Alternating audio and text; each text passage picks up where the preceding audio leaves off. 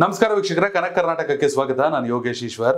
ವೀಕ್ಷಕರೇ, ಸಮೃದ್ಧಿ ಮಂಜುನಾಥ್ ಕೋಲಾರ ಜಿಲ್ಲೆಯ ಮುಳುಬಾಗಿಲು ವಿಧಾನಸಭಾ ಕ್ಷೇತ್ರದ ಶಾಸಕರು.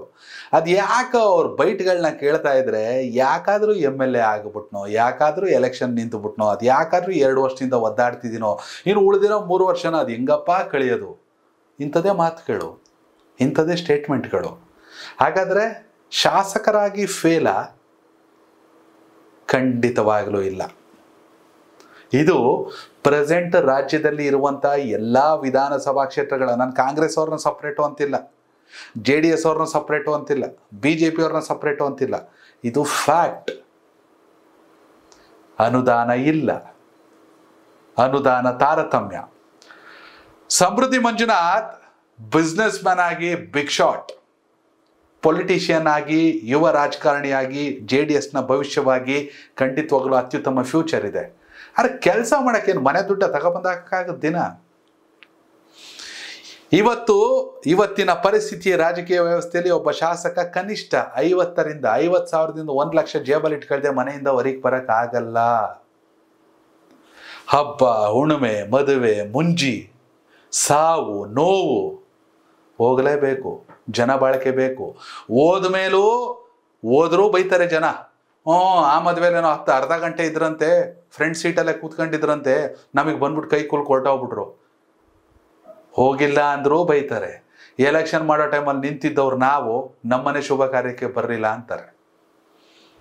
ಶಾಸಕರ ಸದ್ಯದ ಪರಿಸ್ಥಿತಿ ಕೇವಲ ಶುಭ ಸಮಾರಂಭಗಳಿಗೆ, ಸಾವು ನೋವುಗಳಿಗೆ ಹೋಗ್ಬಿಟ್ಟು ಫೋಟೋ ತೆಗೆದುಬಿಟ್ಟು ಸ್ಟೇಟಸ್ಗೋ, ಫೇಸ್ಬುಕ್ಗೋ, ಸೋಷಿಯಲ್ ಮೀಡಿಯಾಗೋ ಹಾಕ್ಕೊಳ್ಳೋದು. ಯಾಕೆ? ಅಟ್ಲೀಸ್ಟ್ ನಾವು ಜನರ ಜೊತೆಗಾರರು ಇದ್ದೀವಿ ಅಂತ ತೋರಿಸ್ಕೋಬೇಕಲ್ಲ. ಅನುದಾನ ಇಲ್ಲ, ಏನ್ ಮಾಡೋಕ್ಕಾಗುತ್ತೆ? ಸಮೃದ್ಧಿ ಮಂಜುನಾಥ್ ಅಂತ ಸಾಕಷ್ಟು ಶಾಸಕರು JDS ಅಲ್ಲಿ ಇದ್ದಾರೆ. ತಮ್ಮ ಕ್ಷೇತ್ರದಲ್ಲೇ ಏನೂ ಮಾಡೋಕ್ಕಾಯ್ತಾ ಇಲ್ಲ. ಪಕ್ಷ ಸಂಘಟನೆ ಹೆಂಗ್ ಮಾಡ್ತಾರೆ? ಆ ಮನುಷ್ಯ ಪಾಪ ಮಾತಾಡ್ತಾ ನಾನು ಕೇಳಿಸ್ಕೊಂಡೆ, ಆ ಬೈಟ್ ಸಿಕ್ಕರ್ ಕೇಳಿಸ್ತೀನಿ ನಿಮ್ಗೂ. KGFಗೆ ಬೇರೆ ಅನುದಾನ, ಬಂಗಾರಪೇಟೆಗೆ ಬೇರೆ ಅನುದಾನ. ಬರೀ ಕೋಲಾರ ಜಿಲ್ಲೆದ ಹೇಳ್ತಿರೋದು.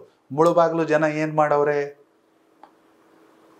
ಇಂಥದೇ ಪರಿಸ್ಥಿತಿ ಮುಗಿದ್ರೆ ದಯವಿಟ್ಟು 3 ವರ್ಷ ಮುಗಿದ್ರೆ ಸಾಕು ಸ್ವಾಮಿ, ಸವಾಸ ಸಾಕಾಗ್ಬಿಟ್ಟೈತೆ ಅಂತ. ಇವತ್ತು ಮಲ್ತಾಯಿ ಧೋರಣೆ ನಡೀತಾ ಇದೆ. ಇವತ್ತು KGFಗೆ ಬೇರೆ ಅನುದಾನ, ಬಂಗಾರಪೇಟೆಗೆ ಬೇರೆ ಅನುದಾನ. ನಾನು ಕೂಡ ಮೀಸಲು ಕ್ಷೇತ್ರದ ಶಾಸಕನಾಗಿದ್ದೀನಿ, ನನಗೆ ಕಡಿಮೆ ಅನುದಾನ ಕೊಡ್ತಾ ಇದ್ರಿ.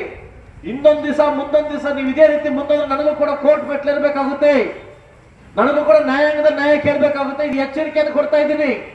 ಒಬ್ಬ ಶಾಸಕನಾಗಲ್ಲ, ಒಬ್ಬ ಸೇವಕನಾಗಿ ನಿಮ್ಗೆ ಎಚ್ಚರಿಕೆ ಕೊಡ್ತಾ ಇದ್ದೀನಿ.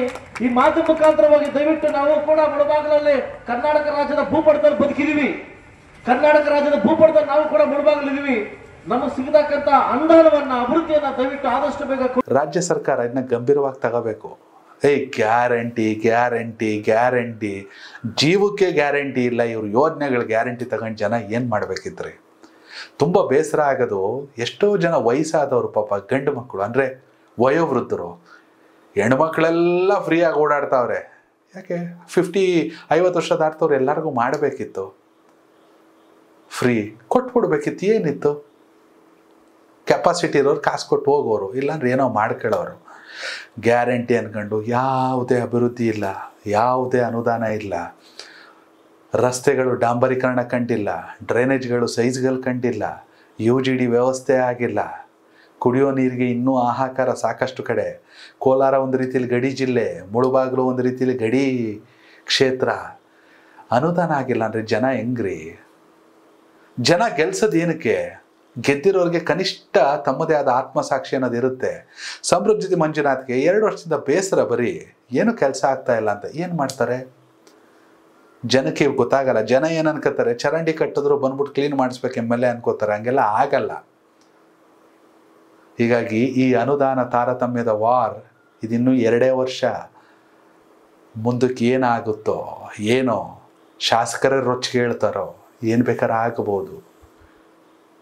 ವೀಕ್ಷಕರೇ, ಈ ಅನುದಾನ ತಾರತಮ್ಯದ ಬಗ್ಗೆ ನಿಮ್ಮ ಅಭಿಪ್ರಾಯ? ಸಮೃದ್ಧಿ ಮಂಜುನಾಥ್ ಮಾತಾಡ್ತಾ ಹೇಳಿದ್ರು, ತಲೆ ಕೆಟ್ಟರೆ ಕೋರ್ಟ್ಗೆ ಹೋಗ್ಬಿಡ್ತೀವಿ ಸರ್ಕಾರದ ವಿರುದ್ಧ ಅಂತ. ಏನೂ ಮಾಡೋಕ್ಕಾಗಲ್ಲ, ಪರಿಸ್ಥಿತಿ ಹಂಗಿದೆ. ವೀಕ್ಷಕರೇ, ಕಷ್ಟಪಟ್ಟು ಇಷ್ಟಪಟ್ಟು ಜನರ ಜೊತೆ ಇರಬೇಕು ಅಂತ ಗೆದ್ದಿರೋ ಸಾಕಷ್ಟು ಶಾಸಕರ ಸಮಸ್ಯೆ ಇದು. ಈ ಅನುದಾನ ತಾರತಮ್ಯದ ಬಗ್ಗೆ, ಸಮೃದ್ಧಿ ಮಂಜುನಾಥ್ ಅವ್ರ ಕೆಲಸದ ಬಗ್ಗೆ ನಿಮ್ಮ ಅಭಿಪ್ರಾಯ ಕಾಮೆಂಟ್ ಮಾಡಿ. ಧನ್ಯವಾದಗಳು. ಕನೆಕ್ಟ್ ಕರ್ನಾಟಕ, ಇದು ನಿಮ್ಮ ನೆಟ್ವರ್ಕ್.